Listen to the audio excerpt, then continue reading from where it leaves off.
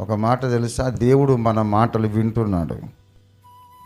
మనం ఇంట్లో కూర్చొని ఏమేం మాట్లాడుతున్నామో అని వింటున్నాడు, లెక్కలోకి తీసుకుంటున్నాడు. జాగ్రత్త. ఎవరింట్లో వాళ్ళు మీటింగులు పెట్టుకొని వాళ్ళు అలాంటి వాళ్ళు వీళ్ళు ఇలాంటి వాళ్ళు అని మాట్లాడుతున్నారంటే వాళ్ళు భక్తిహీనులు, భక్తిపరులు కాదు. భక్తి గల వాళ్ళు ఎప్పుడూ అలా మాట్లాడరు.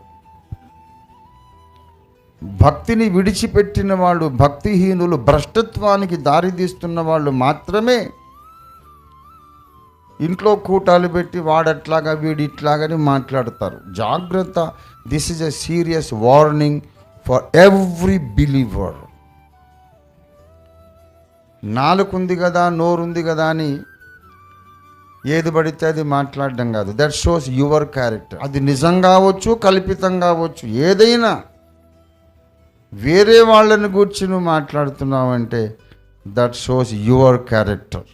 వేరే వాళ్ళతో ఏదేదో వాళ్ళు ఇట్లా, నీకెందుకు? ముందు నీ బ్రతుకు చూసుకోరాదు.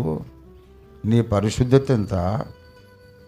నువ్వు దేవునితో నడిచిన దినాలెన్ని? దేవునితో మాట్లాడిన దినాలెన్ని?